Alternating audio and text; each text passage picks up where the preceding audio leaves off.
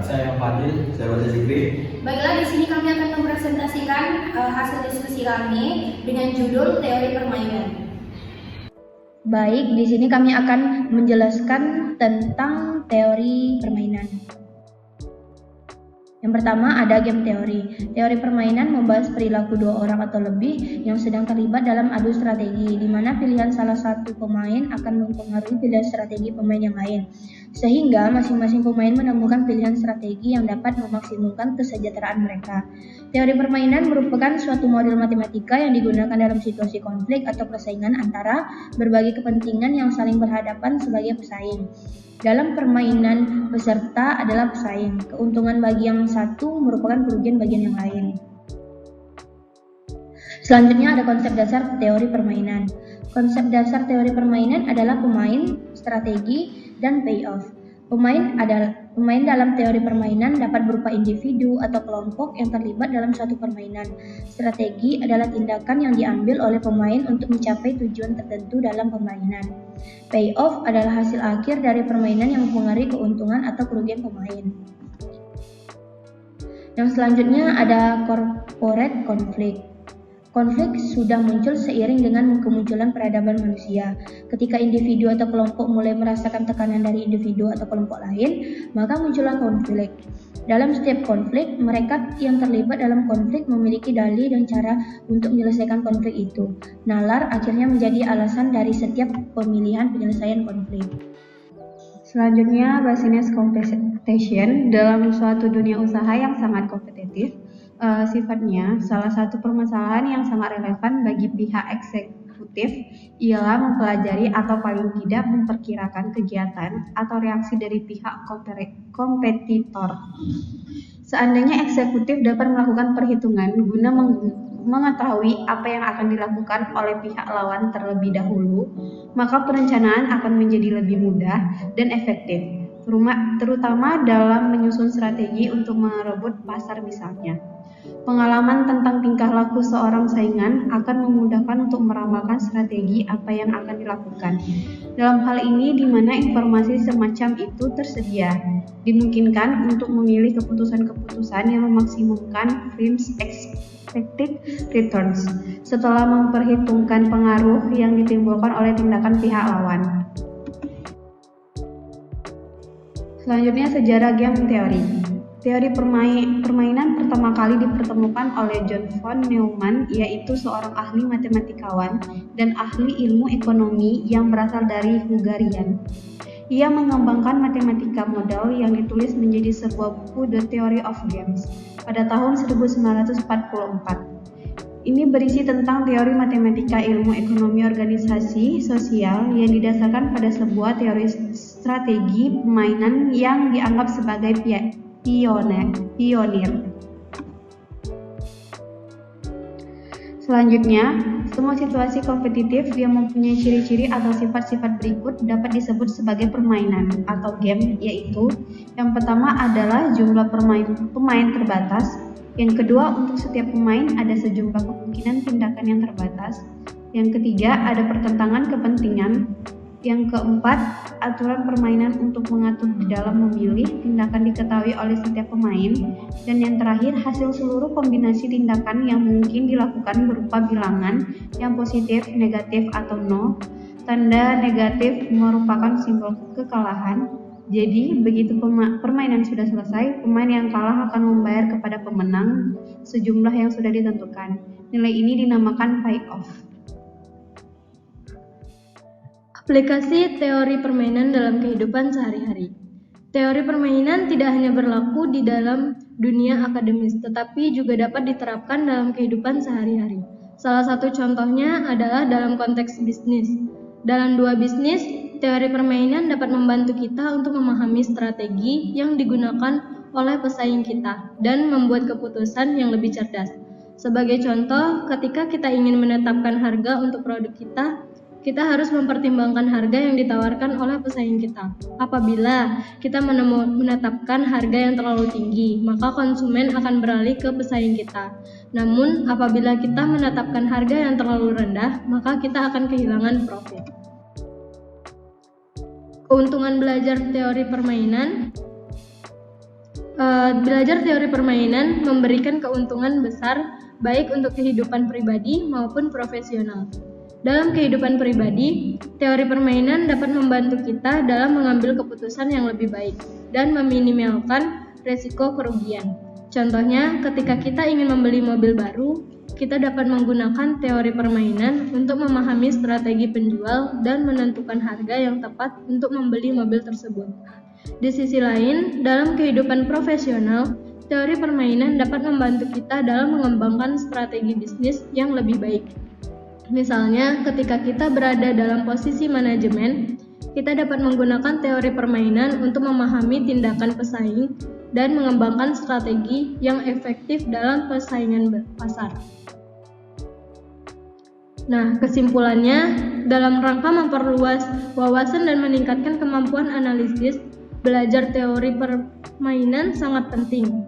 Teori permainan dapat membantu kita memahami strategi yang digunakan dalam interaksi manusia yang kompleks, seperti dalam bisnis, politik, dan kehidupan sosial. Dengan mempelajari konsep dasar seperti pemain, strategi, dan payoff, kita dapat membuat keputusan yang lebih baik dan menghindari kesalahan yang tidak perlu. Selain itu, aplikasi teori permainan juga sangat luas. Dalam bisnis, teori permainan dapat membantu kita memahami pesaing antara perusahaan dan mengembangkan strategi yang efektif.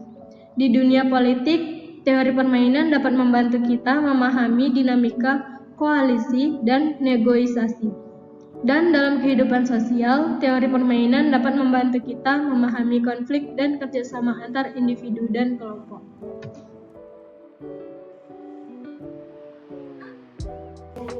Di sini saya akan menjelaskan tentang nilai hasil payoff matrix. Seperti yang bisa kita lihat di sini ada dua player, yaitu ada player A dan player B. Masing-masing player memiliki 3 set strategi. Di player A ada A1, A2, dan A3. Sedangkan di player B ada B1, B2, dan B3. Yang angka di bawah sini adalah nilai payoff matrix-nya. Nah, di sini karena player A dan player B masing-masing menerapkan 3 set strategi. Jadi jika player A menerapkan strategi A1 dan player B menerapkan strategi B1 akan mendapatkan nilai hasil 40, yang dimana player A akan mendapatkan keuntungan, sedangkan player B akan mendapatkan kerugian. Terus jika player A menerapkan strategi B1 dan player B menerapkan strategi B3 akan mendapatkan nilai min 100, yang dimana player B akan mendapatkan keuntungan dari itu dan player A akan mendapatkan kerugian. Itu adalah hasil payoff matrix. Kita akan masuk ke mencari minimax dan maximin. Untuk mencari maximin, kalian bisa mengisi dengan minimal baris, yaitu nilai terkecil dari setiap baris. Untuk A1 yang nilai terkecilnya ada 25. Untuk A2 yang nilai terkecilnya adalah 45.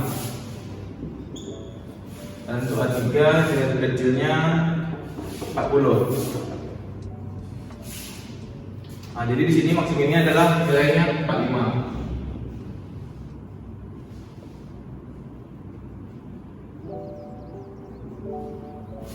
Selanjutnya kita akan mencari minimax dari max kolom. Untuk mencari max kolom kita akan mencari nilai terbesar dari setiap kolom. Kolom B1 ada nilai terbesarnya adalah 58. Dan untuk B2 nilai terbesar kolomnya adalah 45. Dan untuk B3 nilai terbesar kolomnya adalah 55. Dan di sini minimaxnya adalah nilai terkecil, yaitu 45.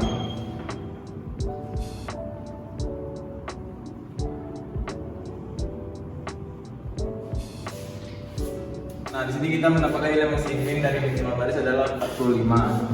Dan nilai minimax dari max kolom adalah 45 juga. Jadi diketahui di sini terdapat saddle point yaitu 45. Dan di sini kesimpulannya adalah dengan menggunakan strategi murni, PTA akan melakukan strategi A2 atau mengubah kemasan. Sementara PTB akan melakukan strategi B2 atau mengeluarkan produk baru. Dengan nilai permainan yang didapatkan pada sebesar 45. Kita akan membahas contoh kasus tabel matriks permainan. Nah, di tabel ini berisi dua pemain yang memiliki strategi berbeda, dan pemain A memiliki strategi A1. Terus yang kedua strategi A2, selanjutnya strategi A3. Begitu juga dengan pemain B. Pemain B memiliki 3 strategi, yaitu strategi B1, strategi B2, dan strategi B3. Nah, setiap pemain A dan pemain B memiliki strategi, maka akan ada angka-angka yang dimana angka tersebut adalah playoff, yaitu nilai akhir yang kita tulis 1, 1.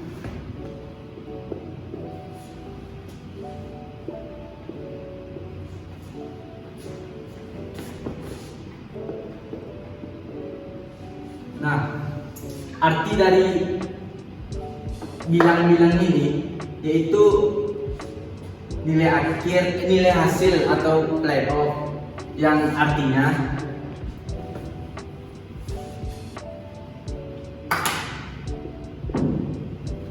angka 1 ini menjelaskan di mana pemain A yang memiliki strategi A1 dan strategi pemain B memiliki strategi B1 mendapatkan hasil angka 1, yang dimana memiliki keuntungan bagi strategi A.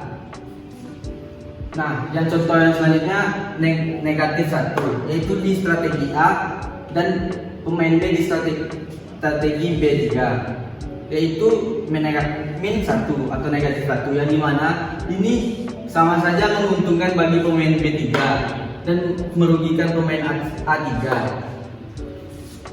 Baiklah, sekarang kita memasuki matriks campuran, yang bahasa Inggrisnya mixed match strategy.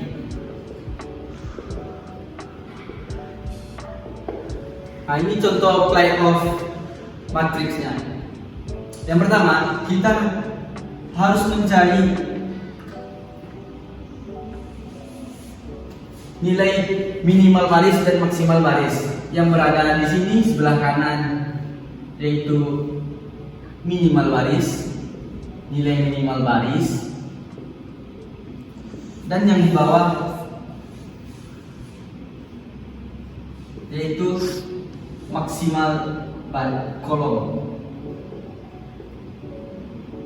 Nah, dari sini, dari matriks playoff ini dapat kita simpulkan atau kita cari nilai minimal baris. Nah, dari baris ini kita perlu mencari minimal baris antara 9 dan 7, yaitu yang didapat 7. Nah, yang di baris kedua begitu juga, yaitu yang nilai yang terkecil di barisan kedua yaitu 5.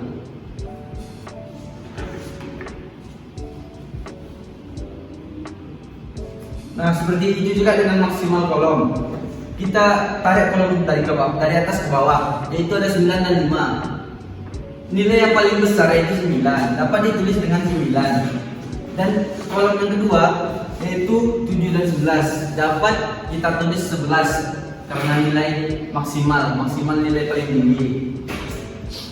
Nah, setelah kita mengetahui nilai minimal baris dan maksimal kolom, dapat kita wajib harus mengetahui nilai minimal baris ini yang mana yang paling besar, yaitu maksimumnya.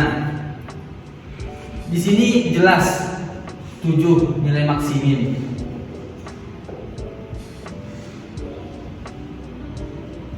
Dan di maksimal kolom kebalikan dari minimal baris, yaitu cari nilai yang paling kecil. Kolom 1 dan 2 yaitu 9 dan 11, dapat kita ketahui 9 lah angka yang terkecil, yaitu minimax. Dari data yang kita buat ini tidak ada kita ketahui saddle pointnya karena minimal barisnya 7 serta maksimal kolomnya 9, yaitu tidak sama.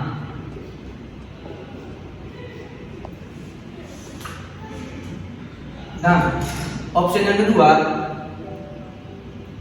kita menyelesaikan dengan cara mengetahui proporsi strateginya.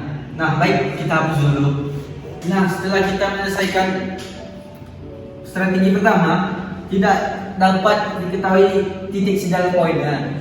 Maka dari itu, kita akan berpindah kepada mencari proporsi strategi, yang dimana kita tulis di sampingnya kolom oddmans dan baris oddmans, yang dimana kita dapat mencari oddmans yaitu dari selisih antara strategi B1 dan B2, yang dimana selisih 9 dan 7 yaitu 2. Maka dari itu kita menulisnya dengan arah menyilang.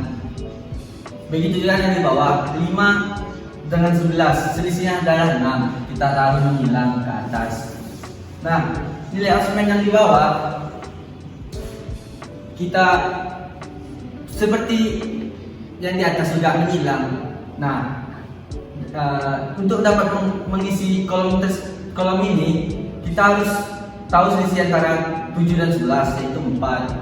Begitu juga dengan 9 dan 5 yaitu 4. Maka dapat kita ketahui P1 proporsi satunya yaitu 6.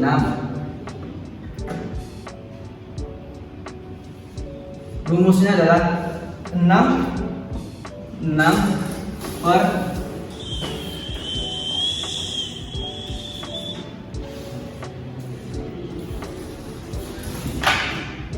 6 per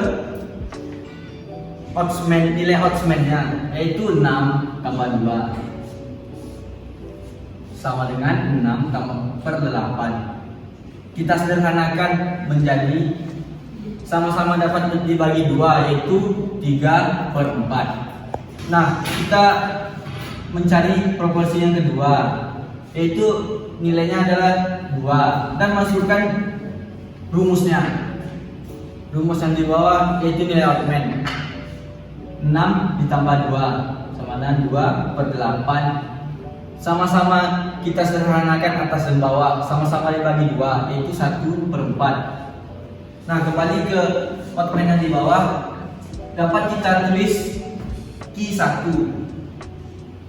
yang dimana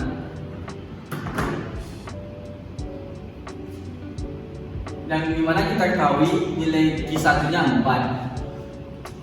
Sama seperti halnya proporsi, rumusnya begini juga, ambil dari sini pernya 4 tambah 4 sama dengan 4 per 8. Sama-sama bisa disederhanakan yaitu dibagi 4 dapat 1 per 2. Selanjutnya Q2 sama begitu juga dengan Q1 yaitu nilainya 4 per oddman-nya 4 tambah 4 sama dengan 4 per 8. Sama-sama disederhanakan dibagi 4 yaitu 2. Maka kesimpulannya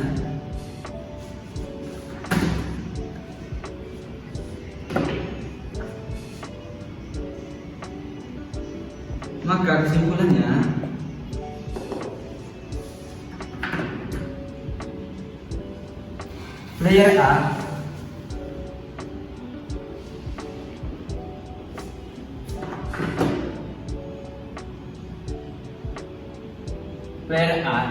strategi A1 nya 3 per 4 dan 3 per 4 untuk strategi 1, strategi A1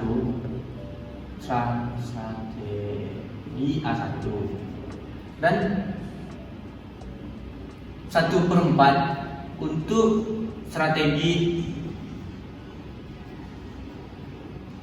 A2 nya. Dan kesimpulan bagi player B,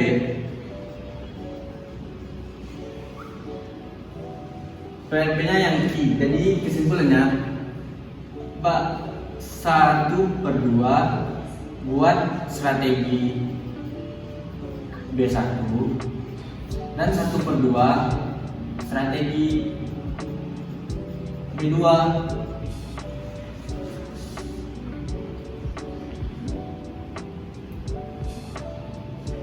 Nah, selanjutnya kita akan masuk kepada penyelesaian akhirnya. Setelah kita menyelesaikan tahap proporsi tadi, kita kembali atau menuju ke tahap terakhir penyelesaiannya dalam mix strategi matriks, yang dimana nilai permainan kita simbolkan dengan V-game, yang dimana V-game kita memasukkan angka-angkanya dari tabel matriks yang telah kita selesaikan tadi.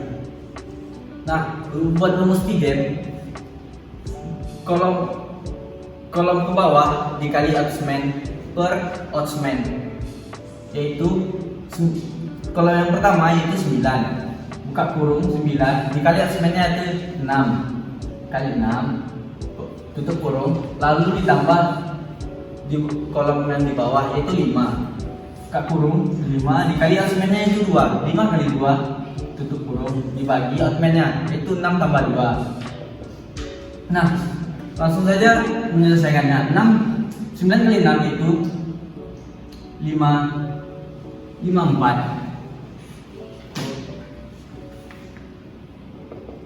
Ditambah 5 kali 2 adalah 10 per 6 tambah 2 adalah 8. Jadi 54 tambah 10 sama dengan 64 per 8. Nah, dari sini kita menyederhanakannya. 64 dibagi 8 yaitu 8. Nah, lanjut ke V-game yang kedua, yang dapat kita ambil nilainya, nilai baris yang pertama dan baris yang kedua, yaitu 9 dikali 4. Outman-nya yang di bawah yang V-game kedua yaitu 9 dikali 4 ditambah 7 dikali 4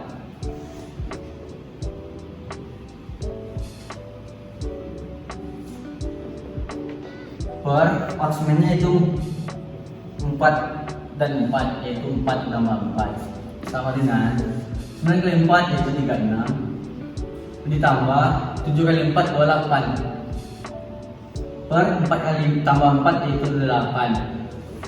36 ditambah 28 yaitu 64 per 8. Sama-sama disederhanakan, maka hasilnya adalah 8. Nah, dari keseluruhannya dapat disimpulkan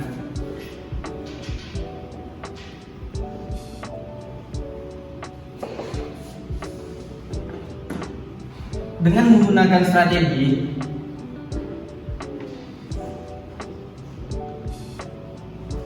campuran,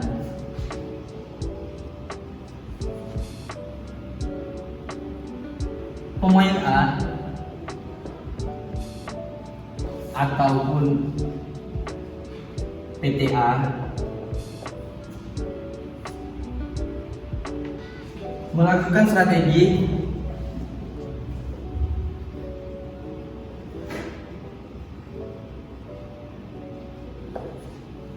A1 dan A2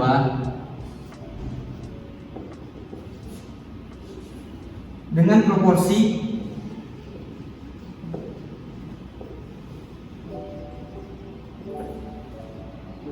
3/4 dan 1/4, yang dimana dapat kita cari, yang dimana diketahui yang kita cari sebelumnya. Sementara pemain B atau PTB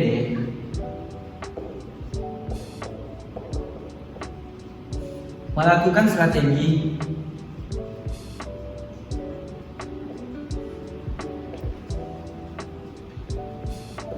B1 dan B2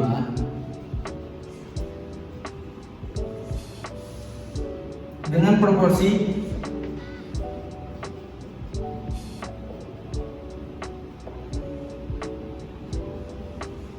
masing-masing yaitu 1/2.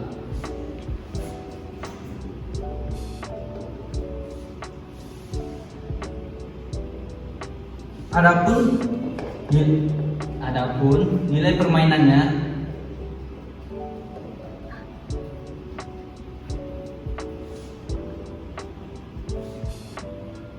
didapatkan masing-masing adalah 8.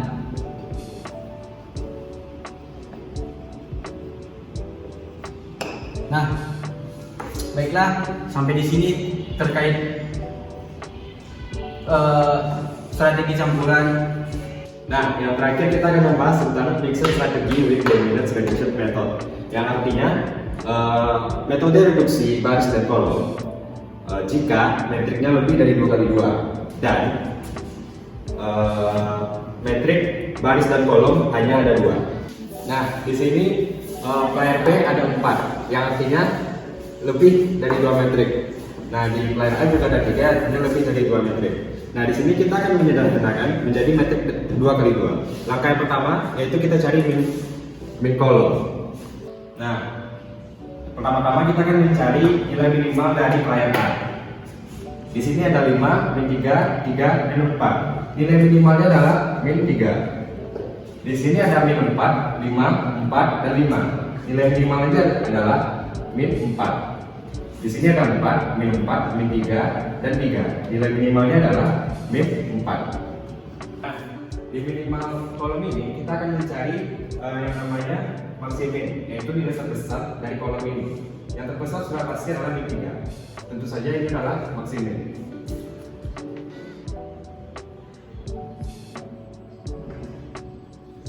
Di sini sama, kita akan mencari nilai maksimal berbanding terbalik dengan minimal di sini. Kita akan mencari nilai maksimal di sini. Yang di sini di kolom B1 tentu saja maksimal adalah 5. Di kolom B2 yang paling besar tentu saja adalah 5. Di kolom B3 yang paling besar tentu saja adalah 4. Nah, di kolom B4 yang paling besar adalah 5. Di sini kita akan mencari nilai minimax atau nilai terkecil dari kolom maksimal ini. Tentu saja adalah 4. Nah, ini adalah nilai maksimax.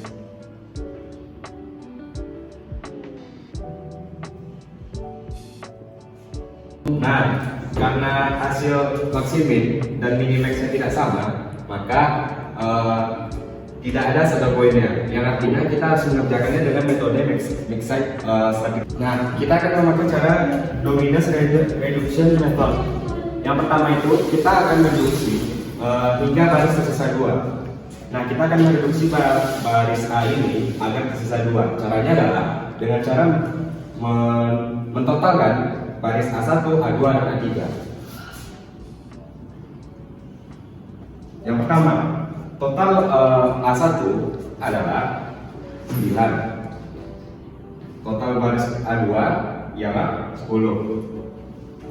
Dan total baris A3 yaitu 0.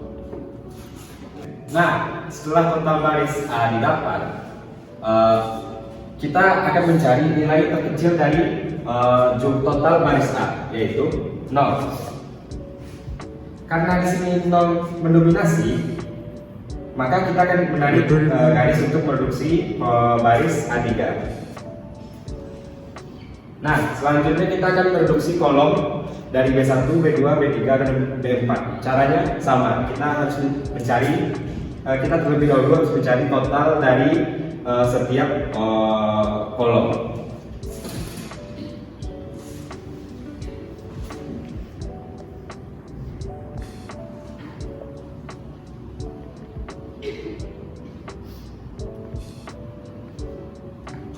Nah, di sini kita akan mencari total dari kolom B. Yang pertama, kolom B1. Total dari 5 dikurang min 4 adalah 1. Kolom B2 selanjutnya adalah 2. Kolom B3 totalnya adalah 7. Kolom B4 totalnya adalah 9. Nah, di kolom di total kolom B ini kita akan mencari nilai yang paling besar, yaitu 9. Karena 9 mendominasi, maka kita akan menarik garis dari kolom B4. Atau kita akan mereduksi garis kolom B4. Karena ini masih 3 kolom, maka kita akan mencari satu lagi nilai kolom yang paling besar, yaitu 7. Karena 7 mendominasi, maka kita akan menarik garis dari kolom B3.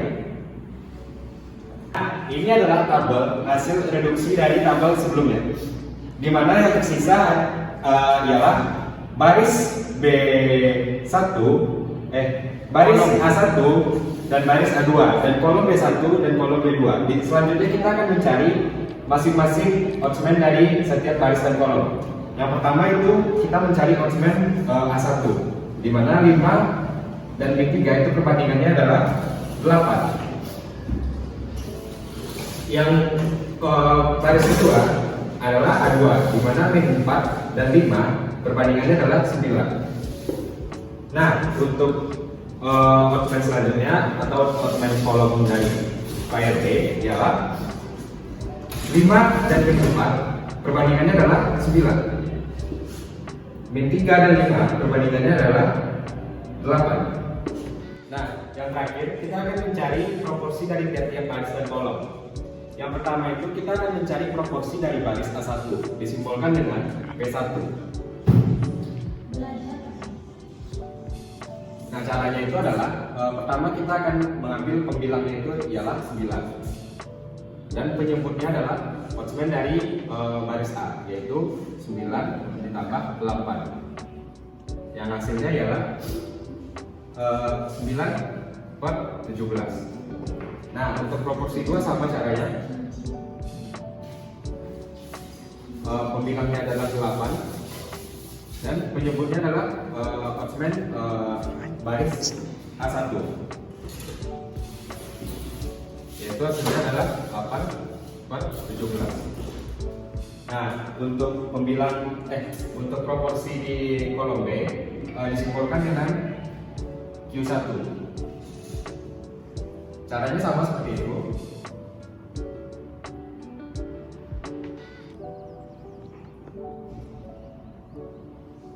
Hasilnya adalah 8 per 17. Sama seperti yang sebelumnya.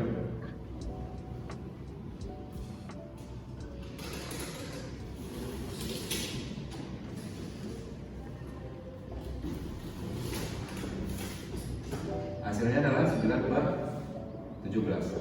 Nah, kita akan mencari value of game-nya. Kita akan mengambil elemen yaitu 5 dan 4 dan 9, 8. Caranya adalah